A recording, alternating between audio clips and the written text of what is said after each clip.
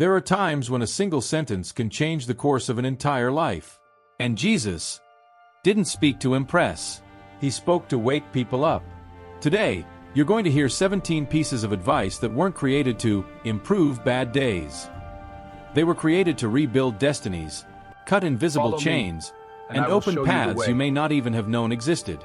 And before you continue, breathe. Because some of these words will confront you. Others will heal you. Others will ignite something you thought had already died within you. Jesus didn't say things to be admired. He said things to be obeyed. And when you put it into practice, even the toughest battle begins to change. Perhaps this is exactly what you needed to hear today. What you are about to discover is not theory. It's a map. A map that Jesus gave to ordinary people. People like you and me. But they decided to take a step. And I want to ask you something before we embark on this journey. If at any point one of these words touches your heart, if you feel that flame igniting inside you, hit the like button and subscribe to the channel. This is more than just engagement. Is it you saying, "Lord, I am here. I want to learn. I want to experience what you have in store for me"? Because, believe me, today's message could be the start of something you can't even imagine. Let's go together. Your spirit is about to remember who you truly are. The first call. The counsel that awakens. It all begins with a calling. It always begins that way. Jesus doesn't initiate transformations with lengthy explanations. It begins with a simple, yet definitive call to action. And it's impossible to listen without feeling something stir inside. Follow me.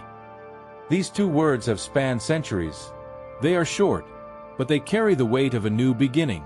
Jesus didn't ask Peter to get his life in order first, to have time, or to solve his problems. He simply said, "Come." It's the advice that breaks the cycle of excuses. It's as if Jesus were saying to you right now, stop waiting to feel ready. Just take the first step. And when the heart tries to retreat, he offers a second piece of advice. Do not be afraid. This is not an invitation to ignore reality. It's a decree to quell internal storms. Because before changing your story, Jesus changes the way you see your own story. Fear always tries to whisper, "What if it goes wrong?" But Jesus replies in a different voice, "I am here."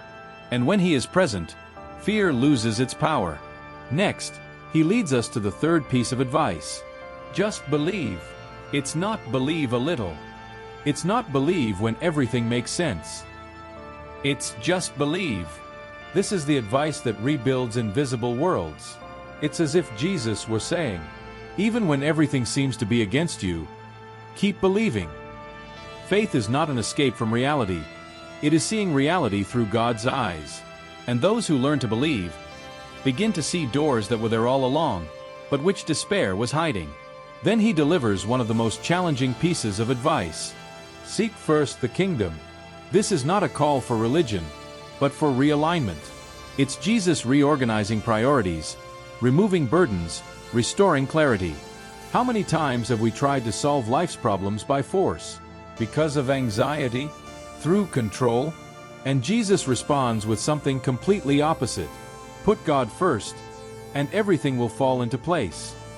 It is a spiritual key, but it is also a practical key.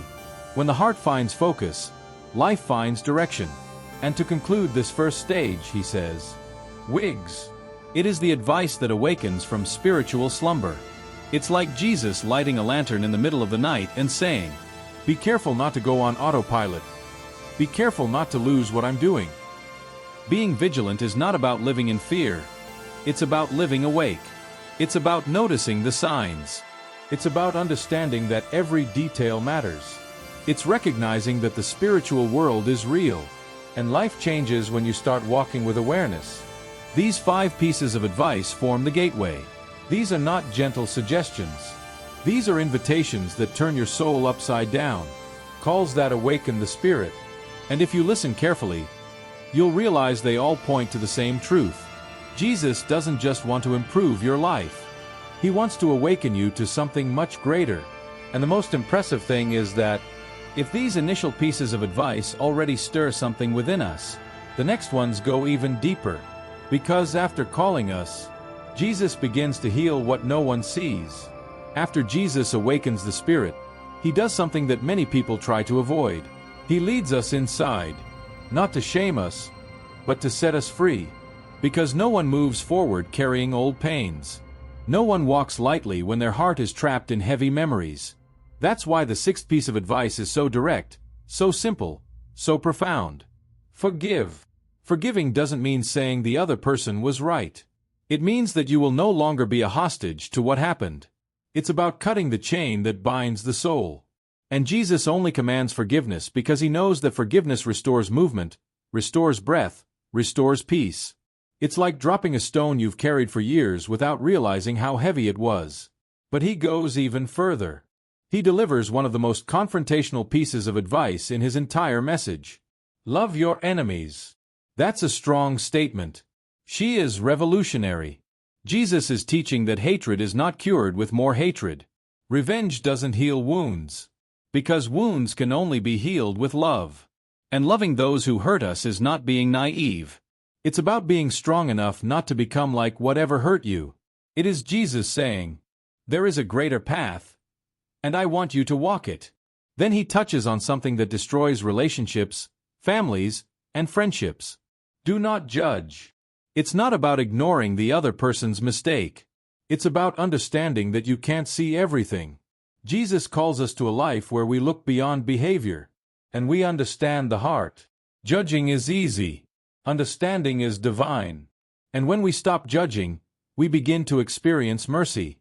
It's like taking a blindfold off and seeing that everyone is fighting a battle you can't see. And then comes a piece of advice that seems impossible, but it carries a gigantic spiritual force. Turn the other cheek. Jesus is not telling you to accept abuse or injustice. He's teaching that you don't need to respond with the same weapon that hurt you. It's as if he was saying, don't let the darkness dictate who you are. Turning the other cheek means letting heaven answer where the flesh wants to react. It's about choosing to be different. It proves that the Spirit is stronger than the offense. These four pieces of advice, forgive, love, don't judge, turn the other cheek. They are like spiritual surgeries. These are words that cut in order to heal.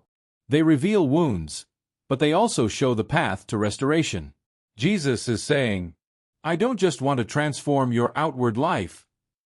I want to heal the place where everything begins. The heart.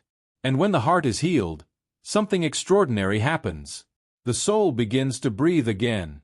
The mind calms down. The spirit rises. And the purpose begins to flourish again. That's why this second set of advice seems so intimate, so profound.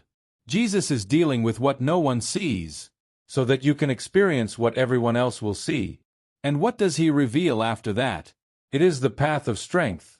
The path that raises warriors. The path that transforms ordinary people into instruments of purpose. Prepared? Because now Jesus begins to teach us how to walk. Even when life gets tough. After healing the heart, Jesus does something powerful. He begins to train warriors.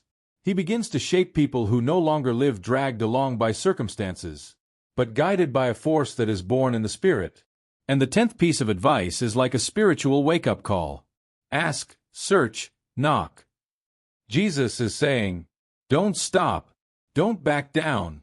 Don't accept a closed door as the final answer. It's as if he placed a soft armor over his shoulders and whispered, keep going. Some things only reveal themselves to those who don't give up. Asking is acknowledging dependence. To search is to move your feet. To beat is to challenge the impossible. Jesus is teaching active perseverance. Faith that acts even when the soul wants to remain still. And then he presents a piece of advice that seems simple, but which combats the most silent war of our generation. Do not be anxious. Anxiety is like a storm that starts inside before it manifests on the outside. It's the heart trying to live tomorrow with the strength of today. But Jesus says, look at the lilies. They don't run. They don't fidget. And yet, they bloom. It's not a cold order. It's a hug. It is Jesus saying, rest. I'll take care of the details you can't see. I'll go ahead. Trust me. Anxiety weakens. Trust is powerful. And whoever learns to rest in the Lord rediscovers their own breath. Then he places a cornerstone in the path of strength. Persevere. Here Jesus reveals that miracles don't happen at the beginning, but along the way. It's like building an invisible bridge. With each step, something new emerges beneath our feet. Perseverance is the silent proof that you believe in what God has promised, even without yet seeing the result. It's the kind of advice that transforms fragile people into giants of faith. People who, even while bleeding, keep walking. People who understand that giving up is harder than continuing. And then Jesus completes the section with a key that changes destinies. Be faithful in little things. Faithfulness is the language of heaven. In the kingdom, it's not great deeds that open doors, but consistency in small things. It's as if Jesus were saying, before I entrust you with much, I want to see how you take care of the little things. The little things reveal character. The little reveals the intention. The little that remains reveals whether the heart is ready to carry a greater burden. That's what elevated Joseph, David, Esther. They were all faithful to what no one applauded, before being placed in what everyone saw. These 4 pieces of advice form a spiritual training. It is Jesus lifting you up from within. He is saying, you are not as weak as you think. There is strength inside you that you have not yet discovered. And this strength does not come from human effort. Comes from practice, of spiritual discipline, from listening to and obeying small instructions that seem simple, but they move the heavens. And when someone learns to ask, seek, and knock, resting without anxiety, to persevere even when tired, to be faithful in little things, this person becomes unshakable. And it is precisely in this state that Jesus reveals the next level, a level that not only strengthens, but it transforms destinies, because what he says next, it's no longer advice. It is called. It's a resignation. It's a mission. After awakening the spirit, healing the heart, and raising up warriors, Jesus does something that few are prepared to hear. He calls for a life that goes beyond comfort, a life that demands courage, dedication, sacrifice, and purpose. This is where everything changes. This is where the gospel ceases to be theory and becomes mission. The 14th piece of advice is one of the most profound that Jesus ever gave. Deny yourself. It's not about denying dreams. It's not about denying personality. It's about denying the ego that tries to take control, the I that wants to decide everything alone. It is Jesus saying, let go of what prevents you from being who I created you to be.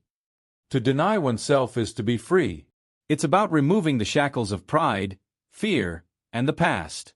It's about making room for God to write the story you've tried to control for so long. And then comes the advice that echoes like spiritual thunder. Take up your cross. The cross is not a punishment.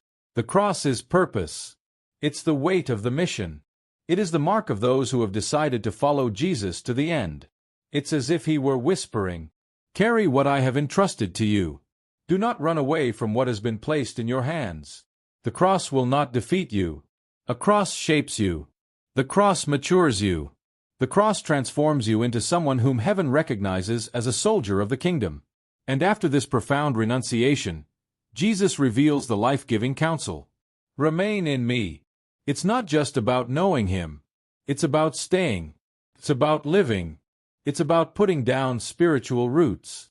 It's about connecting your heart to him in such a profound way that nothing, absolutely nothing, can tear you away from his presence. Persistence is the secret to success. It's not about running faster. It's about getting closer. It's understanding that strength doesn't come from effort. It is born from connection. When you stay put, you flourish. When you stay, you feel peace in the midst of war. When you stay, you carry a light that never goes out. And then, like a commander sending his soldiers into the field, Jesus delivers the 17th piece of advice, the one that defines our existence here on earth. He's coming. It's not a suggestion. It's a mission.